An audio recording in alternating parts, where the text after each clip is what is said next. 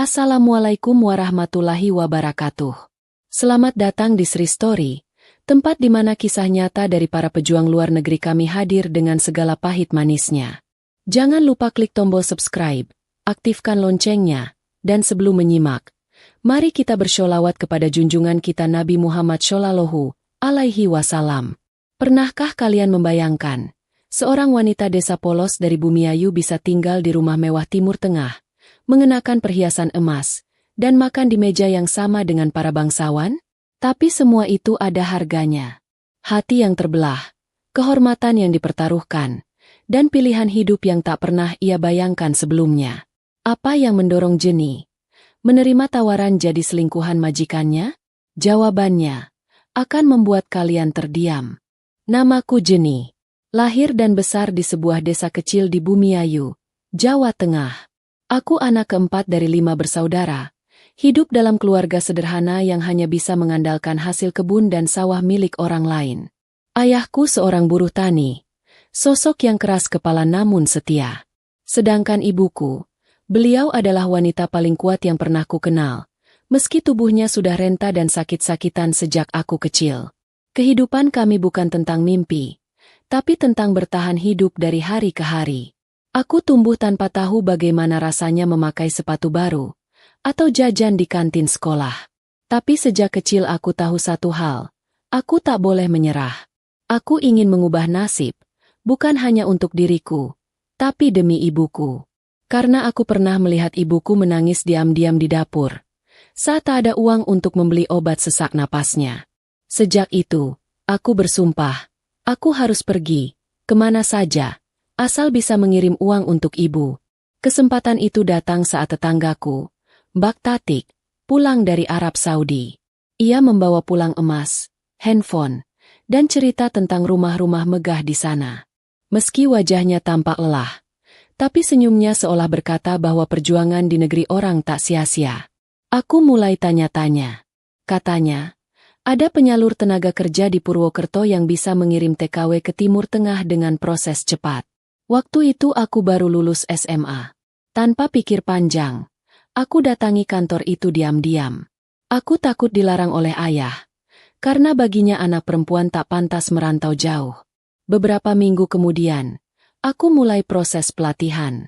Selama 2 bulan, aku belajar bahasa Arab dasar, cara merawat bayi, dan membersihkan rumah ala Arab. Aku menyapu sambil menangis, bukan karena lelah, tapi karena membayangkan wajah ibuku di rumah. Setiap malam aku berdoa agar semuanya lancar, agar Allah melindungiku di negeri orang. Hari keberangkatan pun tiba. Bandara menjadi tempat pertama aku melihat pesawat dari dekat. Tanganku gemetar memegang paspor, hatiku kacau. Aku tak tahu seperti apa kehidupan di sana, tapi aku tahu aku tak bisa mundur. Kupeluk ibuku erat-erat. Kupandangi wajah keriputnya yang semakin pucat. Dalam hatiku, aku berjanji, Bu, Jenny akan pulang nanti. Bawa uang banyak, biar ibu bisa berobat dan gak kerja lagi. Aku tidak tahu bahwa janji itu akan membawaku ke dalam kisah paling pahit dalam hidupku. Bukan hanya tentang kerja dan lelah, tapi tentang cinta yang salah arah, rahim yang dijual diam-diam, dan luka yang tak pernah sembuh sampai sekarang. Setibanya di Arab Saudi, udara panas langsung menyambutku. Rasanya seperti berdiri di dalam oven raksasa. Keringatku menetes meski baru keluar dari bandara. Hatiku campur aduk, antara takut, cemas, dan sedikit harap. Dari bandara, aku dijemput oleh sopir berkacamata hitam yang hanya bilang satu kata, "Jenny?" Aku mengangguk pelan, lalu duduk di jok belakang mobil mewah yang aku bahkan tak tahu mereknya. Dari sana, hidup baruku dimulai. Perjalanan menuju rumah majikan terasa panjang. Jalanan kota Riyadh terlihat bersih dan rapi. Gedung-gedungnya tinggi menjulang, seperti dunia lain yang jauh dari sawah dan jalan tanah kampungku. Ketika mobil berhenti di depan rumah besar berwarna krem, aku ternganga. Rumah itu lebih mirip istana dibanding rumah manusia biasa. Pintu kayu besar, pagar besi berukir, dan halaman luas dengan pohon kurma rapi berjajar. Hatiku langsung ciut. Aku tak pernah menyentuh rumah sebesar itu, apalagi membersihkannya. Majikanku, Tuan Hamid, muncul pertama kali di depan pintu. Pria berumur sekitar 50-an, berjanggut putih rapi dan memakai gamis bersih. Wajahnya datar, sorot matanya tajam. Ia hanya mengangguk singkat saat melihatku, lalu menunjuk ke dalam rumah. Di sampingnya berdiri istrinya, perempuan Arab tinggi besar yang hanya menatapku sekilas tanpa senyum. Aku menunduk, berusaha menahan gugup. Hari pertama dimulai tanpa satu patah kata pun. Beberapa minggu berlalu, aku mulai hafal ritme kerja di rumah itu. Setiap pagi aku bangun pukul 5, menyiapkan sarapan, menyapu halaman, dan mengepel lantai marmer yang mengkilap. Rumah itu sunyi. Istri majikan sering pergi keluar kota. Anak-anak mereka sudah besar dan tinggal terpisah. Hanya ada aku, Tuan Hamid, dan sopir yang kadang datang saat diperlukan. Yang membuatku heran, perlakuan Tuan Hamid padaku berbeda. Ia tidak pernah membentak, tidak pernah menyuruh kasar, bahkan kadang membawakanku minuman dingin saat aku kelelahan. Ia mulai sering duduk di meja makan saat aku membersihkannya, menatapku diam-diam. Tatapan itu bukan seperti tatapan majikan pada pembantunya. Awalnya aku berpura-pura tak tahu. Tapi hati perempuan mana yang tak merasa? Mata itu menyimpan sesuatu yang membuatku gelisah tiap malam.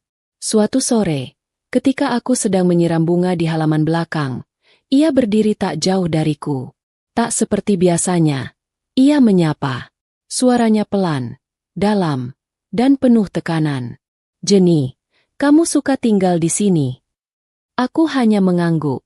"Kalau kamu butuh apa-apa, bilang saja padaku langsung," lanjutnya, lalu masuk ke dalam rumah. Sejak saat itu, semua berubah perlahan. Kamar tidurku dipindah ke ruangan yang lebih dekat ke dapur, lengkap dengan AC dan tempat tidur empuk. Aku mulai diberi makanan yang sama dengan yang dimakan tuan rumah, bukan sisa dari dapur. Bahkan suatu hari, ia memberiku sepasang sandal cantik dan berkata, "Biar kamu nggak pegal berdiri lama." Aku tahu, ini bukan sekadar kebaikan biasa. Tapi aku pura-pura tak paham. Kupendam semua dalam dada. Karena aku hanya ingin bekerja. Karena aku kesini, demi ibuku. Tapi aku juga tahu, badai baru saja mulai. Hari-hari terasa lebih aneh sejak Tuan Hamid mulai sering memanggil namaku. Ia tak pernah memperlakukan pembantunya seperti itu sebelumnya, kata sopir yang kadang mengantar belanja. Awalnya aku menepis semua perasaan itu. Mungkin aku hanya terlalu curiga. Mungkin memang ada majikan yang baik. Tapi dalam hati kecilku, aku tahu, ini bukan tentang kebaikan. Ini tentang niat tersembunyi yang mulai terasa jelas. Suatu malam, saat aku sedang mencuci piring di dapur, lampu tiba-tiba padam. Aku panik. Rumah sebesar itu gelap gulita. Aku memanggil, "Tuan, lampunya mati." Tak lama kemudian, cahaya senter muncul. Ternyata Tuan Hamid berdiri di ambang pintu dapur, memegang senter kecil. "Jangan takut," katanya sambil mendekat. "Aku di sini." Ada jeda hening. Lalu ia menyodorkan segelas air dingin padaku.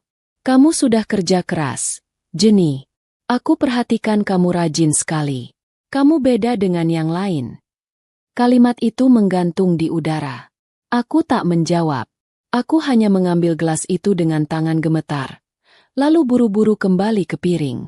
Malam itu, untuk pertama kalinya aku tak bisa tidur.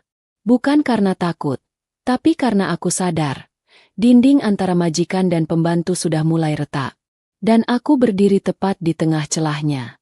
Hari-hari berikutnya, ia mulai lebih sering berbicara padaku. Kadang bertanya tentang keluargaku. Kadang hanya duduk diam di ruang tamu saat aku menyapu, seolah menikmati kehadiranku. Sampai suatu sore, saat aku sedang menjemur baju, ia berdiri di balik jendela dan memanggilku masuk ke ruang kerja. Di sana, ia menunjukkan satu foto di layar laptop.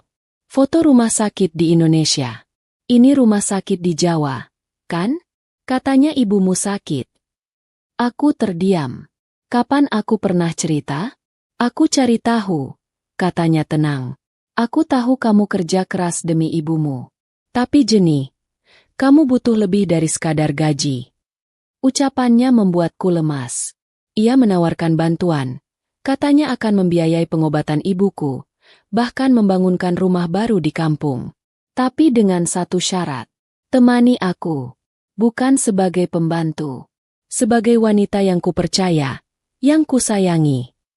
Aku terhenyak. Katanya ia kesepian. Istrinya tak pernah tinggal di rumah. Hanya datang saat acara keluarga. Sudah lama rumah ini hampa. Dan ia ingin aku yang mengisinya. Tidak dengan paksa, tapi dengan pilihan. Pilihan yang ia bungkus dengan janji-janji indah dan iming-iming masa depan. Saat itu aku merasa seperti terperangkap di dua dunia. Satu sisi, aku jijik pada pikiran itu. Aku tahu ini salah. Tapi sisi lain, bayangan wajah ibuku yang pucat di kampung membuat hatiku retak. Karena gaji sebagai TKW jelas tak akan cukup membiayai cuci darah tiap minggu. Malam itu aku menatap langit dari jendela kamar. Aku menangis. Tapi air mata itu tak bisa menyelesaikan apapun. Karena hari esok akan membawaku ke keputusan paling pahit dalam hidupku. Pagi itu, aku merasa asing di tubuhku sendiri. Seakan aku tak lagi Jeni yang dulu, gadis desa Bumiayu yang lugu dan takut pada dosa. Tapi hidup kadang memaksa kita memilih antara dua kehancuran. Kehormatan yang hilang, atau keluarga yang terlantar. Dan aku memilih yang pertama, demi yang kedua. Hari itu, setelah menyelesaikan pekerjaan rumah, Tuan Hamid memanggilku ke ruang tamu. Bukan untuk menyuruh bersih-bersih, tapi untuk duduk. Di atas meja sudah tersedia teh panas dan kue Arab yang biasanya hanya disajikan saat tamu istimewa datang. Ia menyodorkan kotak kecil berbalut pita emas. Untukmu. Katanya. Dengan tangan gemetar, aku buka kotak itu. Isinya kalung emas putih bertuliskan huruf Arab. Katanya, artinya, karunia dari surga. Aku hanya bisa menunduk. Bukan karena tersentuh, tapi karena malu pada diri sendiri. Beberapa hari setelah itu, aku tak lagi tidur di kamar pembantu. Tanpa kata, aku dipindahkan ke ruangan yang jauh lebih mewah. Lengkap dengan televisi, AC, bahkan parfum mahal di meja rias. Setiap malam, Tuan Hamid datang membawa percakapan, pujian, dan perhatian yang tak biasa. Sampai akhirnya malam itu tiba. Malam di mana batas-batas yang selama ini kujaga, roboh tanpa suara. Aku tak ingin menceritakan detailnya. Cukup kukatakan bahwa setelah malam itu, aku bukan lagi perempuan yang sama. Hatiku kosong, tubuhku lelah, tapi mulutku diam. Karena esoknya, uang jutaan rupiah ditransfer ke rekening kakakku di kampung, cukup untuk pengobatan ibuku sebulan penuh. Aku menangis, bukan karena bahagia, tapi karena ternyata penderitaan bisa dibayar tunai. Hari-hari berikutnya terasa kabur. Aku diberi HP baru, baju-baju cantik, bahkan diajak keluar kota saat istri majikan pergi. Aku duduk di restoran mahal, mengenakan abaya hitam berkelas, sementara pelayan memanggilku, Sayyidah. Aku tahu semua itu semu. Tapi aku juga tahu, hidup di tanah orang tak memberiku ruang untuk menolak. Suatu ketika, di cermin kamar mandi hotel tempat kami menginap, aku menatap wajahku sendiri. Bibirku dipoles lipstik merah muda. Leherku berkalung emas. Tapi mataku kosong. Aku mencari Jeni di dalam bayangan itu. Tapi dia sudah pergi. Entah sejak kapan. Yang tersisa kini hanyalah tubuh yang terus berjalan. Menjalani kehidupan yang dipilih dengan paksaan tersembunyi. Setiap malam aku menangis dalam diam. Memeluk sajadah yang kubeli sendiri. Dan berharap Allah masih mau mendengar doaku. Meski aku sudah terlalu kotor untuk bicara dengannya. Dan aku tak tahu bahwa ini baru permulaan. Karena badai sesungguhnya belum datang. Hari itu, matahari Riyadh terasa lebih menyengat dari biasanya. Aku baru saja selesai menyapu halaman saat sopir rumah datang membawakan amplop kecil berwarna coklat. Di bagian depan tertulis nama lengkapku dengan tulisan tangan yang kukenal betul. Itu tulisan kakakku, Siti. Tanganku bergetar saat membuka amplop itu. Isinya surat dari kampung. Ditulis dengan tinta biru yang sedikit luntur oleh air mata. Aku yakin itu. Ada 3 lembar. Dan semuanya membawa kabar yang membuat kakiku nyaris tak kuat berdiri. Jen, ibu sekarang makin lemah. Badannya sering menggigil. Dan dokter bilang ginjalnya sudah rusak parah. Kami harus bawa ibu ke rumah sakit tiap minggu untuk cuci darah. Tapi kamu tahu, Jen, biaya sekali cuci darah itu lebih dari 1 juta. Kami sudah jual sawah sepetak, bahkan motor bapak. Mataku kabur oleh air mata. Lanjut kubaca hingga akhir surat, yang isinya seperti tamparan paling menyakitkan. Kalau kamu bisa, Jen, kirimkan lebih banyak uang. Ibu sekarang hanya hidup karena alat. Kami butuh pertolonganmu. Aku jatuh terduduk di lantai dapur. Surat itu kusimpan di dada, dan aku menangis sejadi-jadinya. Tak peduli jika pembantu lain mendengar. Tak peduli jika tuan rumah tahu. Aku sudah seperti genting yang retak. Tinggal menunggu waktu untuk pecah berkeping-keping. Malamnya, saat semua sudah tidur, aku memberanikan diri masuk ruang kerja Tuan Hamid. Ia sedang membaca koran. Ia menoleh dan tampak kaget melihatku berdiri di depan pintu dengan mata sembab. "Jenny, kenapa?" tanyanya. Aku hanya menyodorkan surat itu. Ia membacanya pelan. Lalu tanpa banyak kata, ia menatapku dalam-dalam dan berkata, "Aku tahu ini akan datang." Lalu ia membuka laci mejanya dan mengeluarkan selembar cek. Angkanya membuatku sesak napas. 100 juta rupiah dalam bentuk rial. "Ambil ini. Kirimkan ke keluargamu. Aku akan biayai semuanya. Tapi Jenny, kamu harus menjadi milikku sepenuhnya. Tak hanya sesekali. Aku ingin kamu tinggal di sini bukan sebagai pembantu, tapi sebagai wanita simpananku." Kalimat itu seperti pisau. Ejem. Tapi yang lebih menyakitkan adalah kenyataan bahwa aku tak bisa menolaknya. Demi ibu, demi hidupnya, aku harus membunuh harga diriku. Beberapa hari kemudian, aku kirimkan uang itu ke kakakku lewat jasa pengiriman. Mereka bahagia. Ibuku mulai bisa rutin ke rumah sakit. Bahkan dokter bilang, ada harapan jika pengobatannya berjalan terus. Kakakku bilang, aku seperti malaikat penyelamat. Tapi mereka tak tahu bahwa sayap malaikat itu kini robek dan penuh darah. Aku menyelamatkan nyawa ibuku dengan menggadaikan tubuh dan kehormatanku sendiri. Malam itu, aku sujud lama sekali. Air mataku jatuh di atas sajadah, membentuk noda yang tak bisa hilang. Aku tak tahu apakah Allah masih mau menerima taubat dari perempuan kotor sepertiku. Tapi satu hal yang ku tahu, aku belum selesai. Karena masih ada rahasia lain, yang jauh lebih kelam, menantiku. Hari-hari berikutnya, aku menjalani hidup seperti boneka yang dikendalikan oleh nasib. Tubuhku di rumah mewah, tidur di kasur empuk, makan hidangan hotel bintang 5, bahkan kadang dipanggil Sayyidah oleh pelayan restoran saat aku keluar bersama Tuan Hamid. Tapi hatiku kosong. Kosong dan dingin. Semua orang di rumah itu tahu peranku. Sopir, pembantu lain, bahkan satpam di gerbang. Mereka menunduk saat aku lewat, bukan karena hormat, tapi karena kasihan. Mereka tahu aku bukan lagi pembantu biasa, tapi juga bukan istri. Aku seperti hantu, yang tinggal di antara status yang tak bernama. Yang paling menyakitkan adalah saat aku melihat diriku di cermin. Aku tak mengenali siapa wanita yang berdiri di sana. Wajahku lebih putih, lebih bersih, bahkan cantik menurut banyak orang. Bibirku dilapisi lipstik mahal, tanganku dihiasi gelang emas.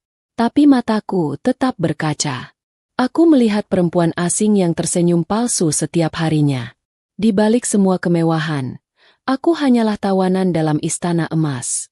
Setiap malam, aku merapikan jilbabku, lalu membuka Al-Quran kecil pemberian ibu. Tapi tiap kali aku ingin membaca, tanganku bergetar. Aku takut. Aku malu. Aku merasa tak layak menyentuh kitab suci itu. Hingga akhirnya aku hanya memeluknya dan menangis dalam diam. Tuan Hamid semakin sering membawaku keluar. Ia memperkenalkanku sebagai kerabat jauh. Jika ada orang bertanya, kami makan di restoran tertutup. Bahkan sempat liburan ke Jeddah selama 2 hari. Ia membelikan gaun, sepatu, dan parfum. Semua yang kupakai sekarang bukan milikku, tapi juga bukan hakku. Suatu malam, ia bertanya, "Kamu pernah bermimpi punya rumah sendiri, Jenny?" Aku menjawab pelan, "Pernah." Ia lalu berkata, "Kalau kamu tetap di sini, aku bangunkan rumah buat ibumu di Bumiayu, lengkap dengan mobil dan sopir." Aku mengangguk, bukan karena bahagia, tapi karena lelah melawan. Beberapa hari kemudian, aku menerima video dari kakakku. Sebuah rumah bata merah mulai dibangun di atas tanah warisan nenek. Kakakku berkata, "Terima kasih, Jen, kamu benar-benar menyelamatkan keluarga kita." Tapi mereka tak tahu bahwa harga dari semua itu adalah nyawa batinku sendiri yang perlahan mati. Dan saat aku mulai pasrah dengan hidup seperti ini, aku tak pernah menyangka badai sebenarnya belum selesai. Karena suatu hari, seseorang yang selama ini nyaris tak pernah terlihat tiba-tiba datang ke rumah. Istri Tuan Hamid pulang, dan dari sinilah semuanya mulai runtuh. Pagi itu, suasana rumah mendadak berubah. Sopir mondar-mandir, pembantu lain terlihat gelisah. Bahkan satpam depan rumah memakai seragam lengkap. Aku tahu, sesuatu sedang terjadi. Dan saat mobil hitam panjang berhenti di halaman, jantungku serasa berhenti berdetak. Dari dalam mobil, turun seorang wanita tinggi besar dengan wajah tegas dan mata tajam. Dialah istri Tuan Hamid, perempuan yang selama ini hanya kudengar namanya, yang jarang sekali pulang karena lebih sering tinggal di Dubai bersama keluarganya. Namanya Ummu Khalid. Langkahnya mantap masuk rumah. Semua pelayan menunduk dalam-dalam. Aku berdiri terpaku di ujung dapur, berharap ia tak melihatku. Tapi ternyata, langsung ke arah akulah dia melangkah. Tanpa berkata apapun, ia menatapku tajam. Matanya menyapu dari ujung kepala hingga kaki, seolah membaca semua dosa yang kupikul. Aku menunduk. Hatiku berdegup keras. Tapi kemudian, hal yang tak kuduga terjadi. Ia tersenyum. "Jadi ini kamu, Jenny?" Katanya tenang, dalam bahasa Arab campur Inggris. "Kamu cantik. Lebih cantik dari yang kubayangkan." Aku tak bisa berkata apa-apa. Nafasku sesak. Aku berpikir dia akan marah, menamparku, atau mengusirku. Tapi yang terjadi justru sebaliknya. Dia duduk di ruang tamu, lalu memanggilku duduk di sampingnya. "Dengar ya, anak muda. Aku tahu apa yang terjadi antara kamu dan suamiku. Bahkan sejak awal." Mataku membelalak. Aku ingin menjawab, tapi mulutku terkunci. "Di dunia ini," lanjutnya, "wanita seperti aku kadang harus mengambil keputusan yang tak masuk akal demi satu hal, garis keturunan." Dia kemudian mengambil sebuah bingkisan kecil dari tasnya. Isinya hasil pemeriksaan medis. Ia sodorkan padaku dan berkata, "Suamiku mandul, tidak bisa punya anak. Dan aku sudah lelah berusaha. Kami butuh penerus. Keluarga ini harus punya darah yang mewarisi." Darahku membeku. Aku mulai mengerti kemana arah semua ini. Kamu dipilih bukan karena kebetulan, Jenny. Kamu muda, subur, dan kamu butuh uang. Itu cukup. Kamu akan mengandung anak kami. Tapi setelah itu, anak itu bukan milikmu. Dia akan menjadi anakku. Anak keluarga ini. Dunia seperti runtuh di hadapanku. Semua yang kulalui, perhatian, hadiah, rumah untuk ibu, ternyata bukan karena cinta, bukan pula karena iba. Tapi karena tujuan tersembunyi, rahimku. Aku ingin marah. Aku ingin berteriak. Tapi aku tahu semua sudah terjadi. Dan sekarang, aku tinggal menunggu waktu untuk menerima takdir selanjutnya. "Kalau kamu setuju," katanya lagi, "kami akan tambah uang 2 kali lipat. Tapi ingat, kamu harus menghilang setelah semua selesai. Tak boleh menuntut apa-apa." Saat ia berdiri dan berlalu, tubuhku lunglai. Air mataku jatuh membasahi lantai. Semua ini bukan kisah cinta. Ini bukan pengorbanan. Ini transaksi rahim yang kubayar dengan kehancuran jiwa dan harga diriku sendiri. Setelah hari itu, hidupku tak lagi sama. Bukan karena perubahan fisik, Tapi karena isi hatiku seperti padang tandus, kering, retak, dan tak ada yang bisa tumbuh di sana lagi. Aku sadar, selama ini aku hidup dalam kebohongan yang dibungkus kemewahan. Cinta yang kuterima ternyata cuma bayangan. Perhatian itu hanya bagian dari rencana besar, membuatku hamil. Tuan Hamid memanggilku malam itu. Ia berbicara lembut, lebih lembut dari biasanya. Duduk di hadapanku dengan raut wajah seolah bersalah. Tapi bagiku, semua kata-katanya terdengar seperti naskah yang sudah dihafalkan. "Jenny, aku tahu ini berat buatmu," katanya. "Tapi ini satu-satunya cara agar keluarga kami punya keturunan. Aku ingin kamu tahu, aku tetap peduli padamu." Aku hanya menatap lantai. Tak sanggup membalas. Karena aku tahu, sejak awal semua ini tak pernah tentang cinta. Aku hanyalah wadah. Rahim yang disewa dengan harga yang telah disepakati. Dan di balik semua itu, aku bukan siapa-siapa. Beberapa hari kemudian, perjanjian tertulis dibuat. Dokumen dalam bahasa Arab dan Inggris itu berisi syarat-syarat. Aku harus menjalani program kehamilan dengan pengawasan dokter keluarga mereka, dilarang bepergian tanpa izin, dan setelah anak lahir, aku harus kembali ke Indonesia tanpa membawa apapun kecuali sejumlah uang dan 1 tiket pulang. Satu kalimat di dokumen itu membuat jantungku serasa berhenti. Anak yang lahir tidak memiliki hubungan hukum, darah, atau hak waris dengan Jenny binti Saliman. Aku tanda tangan, dengan tangan gemetar dan hati mati rasa. Karena kupikir, jika ini bisa menyelamatkan ibuku lebih lama, membangun rumah lebih baik, menyekolahkan keponakanku, maka biarlah aku yang hancur. Aku rela atau lebih tepatnya, aku dipaksa untuk rela. Hari-hari berlalu seperti film yang tak ingin ku tonton.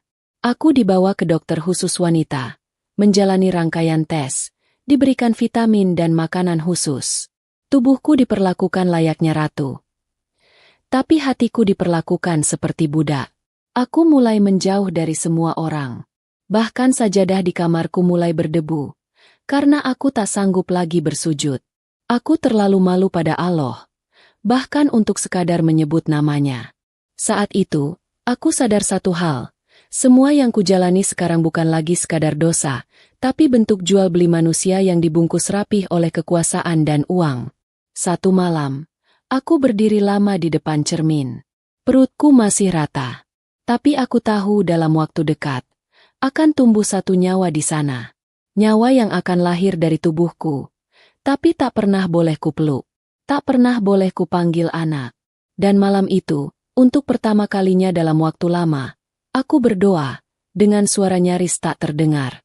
Ya Rabbi, aku tak tahu apakah Engkau masih mau mendengarku.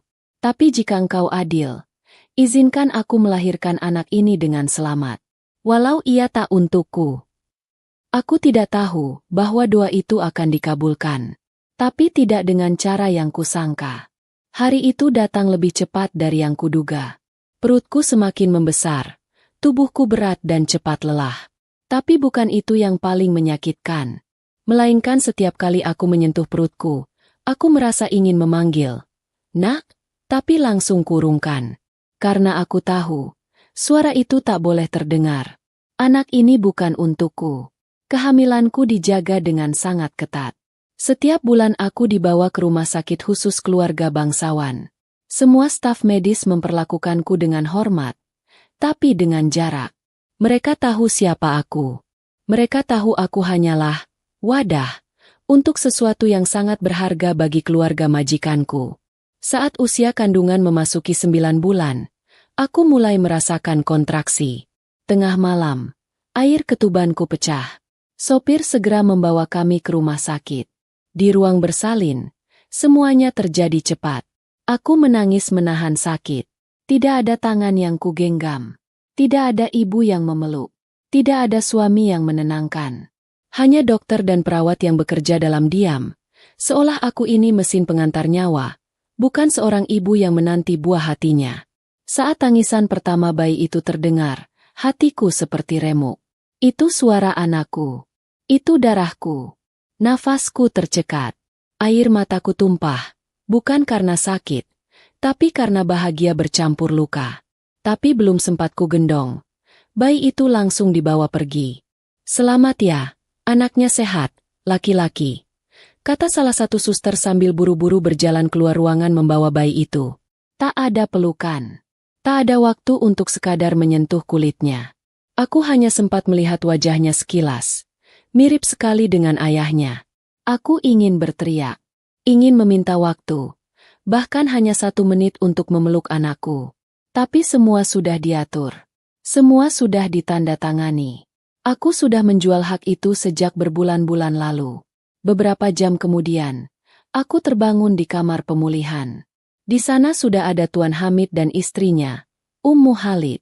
Mereka tersenyum, penuh kebahagiaan. Sang istri menggendong bayi itu dan berkata, "Alhamdulillah, akhirnya keluargaku punya penerus." Aku hanya bisa menatap mereka dari jauh. Ingin ikut bersyukur, tapi tak bisa. Ingin ikut bahagia, tapi jiwaku kosong. Yang ku tahu, aku baru saja kehilangan separuh nyawaku sendiri. Setelah 3 hari, seorang pengacara datang membawakan dokumen akhir. Aku disuruh tanda tangan sebagai penyerahan hak asuh sepenuhnya. Imbalannya, uang tunai dalam koper besi kecil yang mereka serahkan padaku. Jumlahnya setara harga rumah mewah di Bumiayu. Aku menatap koper itu. Lalu menatap bayi yang sedang digendong wanita lain. "Terima kasih, Jenny," kata Tuan Hamid dengan suara datar. "Kamu sudah melakukan hal besar untuk keluarga kami. Sekarang, pulanglah, mulailah hidup baru." Aku tak menjawab. Aku hanya tersenyum kecil. Tapi air mata terus mengalir tanpa henti. Karena aku tahu, aku bukan pulang membawa kemenangan, tapi membawa jiwa yang kehilangan bagian tubuhnya sendiri. Hari itu, aku naik pesawat pulang ke Indonesia. Duduk di dekat jendela, mengenakan abaya hitam yang diberikan majikanku sebagai kenang-kenangan. Di pangkuanku, koper kecil berisi uang ratusan juta dalam bentuk rial. Tapi hatiku kosong. Tak ada kebahagiaan. Tak ada rasa bangga. Karena yang kubawa pulang, bukan sekadar uang, tapi luka yang tak bisa disembuhkan dengan apapun. Sepanjang perjalanan udara itu, aku hanya menatap awan. Di dalam diriku seperti ada ruang besar yang hampa, seolah aku meninggalkan bagian tubuhku di rumah orang lain. Bukan karena aku ingin, tapi karena aku sudah menjual hak atasnya. Sesampainya di kampung halaman, semua orang menyambutku dengan sukacita. Kakakku, tetangga, bahkan orang-orang yang dulu memandang rendah keluargaku, kini berebut menyapa. Mereka bangga. Katanya aku TKW paling sukses CRT. Ada yang bilang aku wanita beruntung, bisa pulang dengan rumah baru, motor baru, bahkan rekening penuh angka. Tapi mereka tidak tahu, harga dari semua itu adalah 1 nyawa kecil yang kini tak pernah boleh kupanggil anak. Ibuku sudah jauh membaik. Ia tak lagi bolak-balik rumah sakit seperti dulu. Sekarang tinggal di rumah besar berkeramik, lengkap dengan sumur bor dan kamar pribadi. Saat aku memeluknya, ia menangis sambil mengusap kepalaku. "Jenny anak ibu yang paling kuat," katanya. Aku hanya mengangguk, tak mampu menjelaskan bahwa kekuatan itu dibangun di atas luka yang dalam. Hari-hariku kembali seperti biasa, tapi malam-malamku selalu hampa. Setiap melihat ibu-ibu menggendong bayi di pekarangan, hatiku terasa sobek. Setiap mendengar suara bayi menangis, aku refleks menoleh berharap itu tangisan anakku sendiri. Beberapa kali aku bermimpi.